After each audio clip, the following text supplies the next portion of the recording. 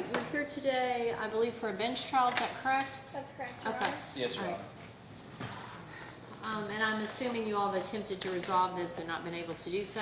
That's That is correct, Your correct. Honor. Okay, all right. If you'd like to call your first witness. Thank you, Your Honor. I'd like to call Trooper Brown. Okay, Trooper Brown, if you raise your right hand, please. Do you solemnly swear or affirm the testimony that you're about to give is the truth, the whole truth, and nothing but the truth? I do. Thank you. Would you please state your name for the record? It's Trooper Joseph Brown, the State Police out of Post 5. Were you employed with the Kentucky State Police on March the 1st of 2017? I was. Were you on duty at approximately 8:19 a.m. on that date? Yes. And where were you on duty? What was your location? That particular time was on 71 southbound. Was that in Henry County, Kentucky? It was in Henry County at approximately the 36-mile mark. And what were you doing while on duty at that location in Henry County, Kentucky? At that particular time, approximately an hour and a half earlier, myself and another trooper were working an injury collision at that location involving two overturned semi-trucks. Did you encounter on March 21st, 2017, a defendant by the name of Mr. Salovek? Yes, Is that defendant present today? he is. Could you please identify him to the court? He's to my left, the next table over. And where did you encounter or come into contact with the defendant? At that previous location on 71, 36-mile marker southbound. What observations did you make? While I was working that collision, I was outside of my vehicle. I observed Mr. Salviak, I don't know how to pronounce that, operating the motor vehicle, a semi-truck, while holding a phone in his left hand vertically against the window, the driver's window. Appeared to be filming, and the right hand was on the steering wheel. As I said, I observed this while I was stationary, not moving, and the semi-truck was traveling southbound in the right lane. Were your cruiser windows tinted? No, I was outside of my cruiser at the time, but all windows are tinted. And were the windows of the vehicle driven by the defendant tinted? No, Could you see clearly through them from your position?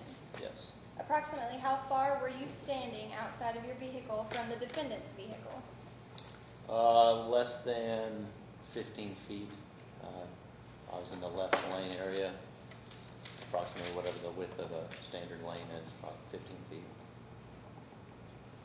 And were there any obstructions in your line of sight or view of the defendant's motor vehicle?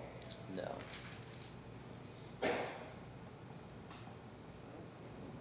And of your observations, could you see the defendant's hands? Yes. Did you notice anything in the defendant's hands? As previously stated, the left hand was holding the phone vertically, and then the right hand was on the steering wheel. Based on your observations, did you conduct a traffic stop? I did. How did you conduct that stop? Short distance after I got in my car, conducted a traffic stop, approximately 35 south, approximately half a mile to a mile down the road. And did the defendant comply with your traffic stop? He did. And what did you observe upon making the stop? That particular stop, I did a passenger side approach. As I got up to the vehicle, I noticed that the phone was still on the dash, still open and unlocked. I asked to see it, and he showed what was open, and the actual clip that was open was a video clip that was approximately 2 minutes long, showing the operation of the vehicle going southbound on the interstate. And there were two trucks that were overturned. I was on the one that was further south. There was another one approximately 200 yards to the north of me. Both of those depictions were on that. I asked him about that. He stated that he was sorry. I got all the information that I needed for the citation, just the necessary paperwork, and that was pretty much the conclusion. Explained everything to him. And based on your investigation and observations, what did you ultimately charge the defendant with? Just the citation with the single charge of driving a motor vehicle using a handheld mobile telephone. Is there anything else you would like to tell the court regarding this traffic stop or citation? No.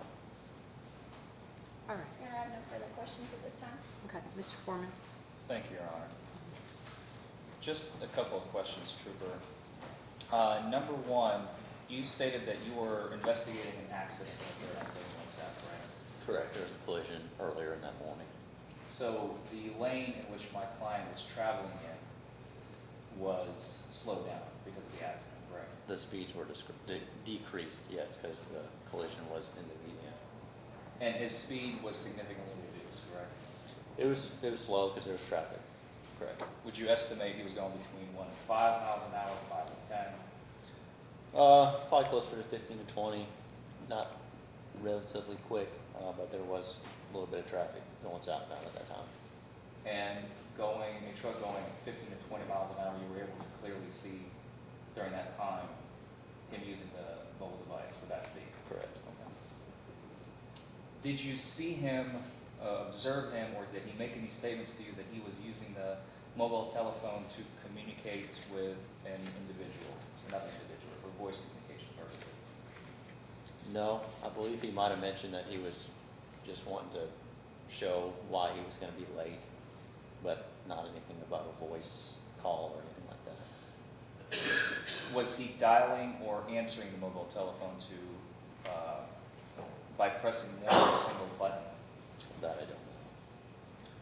And was he holding the mobile telephone, and was he positioned in such a way that he was removed from his seat and the seatbelt was no longer restraining him in the position of safe driving?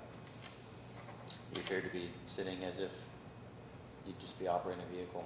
The phone, the only thing I remember was the phone, which I documented was vertically up and down against the window. No further questions. All right, anything further? No, Your Honor. Okay, any additional witnesses for the Commonwealth? No, Your Honor. Okay, any witnesses for the defendant? No, Your Honor. Okay. Defense rest. Any argument, Mr. Foreman? Yes, Your Honor. Basically, I think this boils down to a simple analysis of statutory interpretation, Your Honor.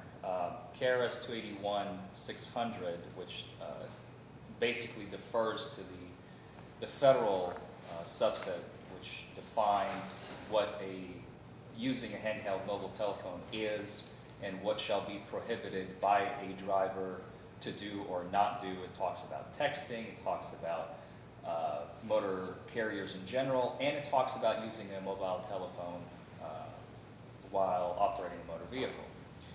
49 CFR 392.82, which is essentially the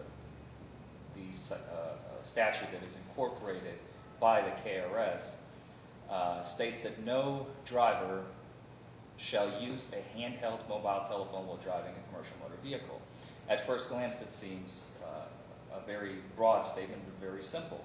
Commonwealth has a very strong argument unless and until we look at the definition section at 49 CFR 390.5. What does it mean? This is what I like about the federal statutes, is that it defines exactly what using a handheld mobile telephone is for purposes of convicting an individual of operating while using a handheld mobile telephone. And it's very specific and it's very inclusive. There is no catch-all provision. And it's all the questions that I've asked are literally verbatim what's taken from the statute, 49 CFR 390.5, subsections 1, 2, and 3, using at least one hand to hold a mobile telephone to conduct a voice communication, dialing or answering a mobile telephone by pressing more than a single button, or reaching for a mobile telephone in a manner that requires the driver to maneuver so that he or she is no longer in a position or adjusted in accordance with the vehicle's manufacturer instructions. That's what is meant in the CFR to use a handheld mobile telephone. And none of those definitions meets the case here. The trooper's testimony corroborated that, and I believe my client should be found not guilty. Do you have a copy of that federal statute for me? I do, Your Honor. These are my copies, and I scribbled all over them, but you can have them.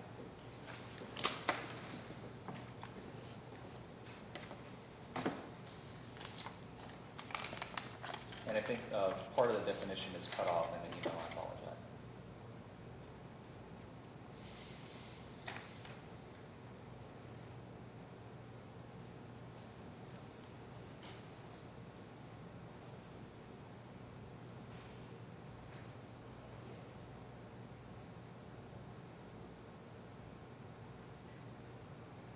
Okay, at this time, argument.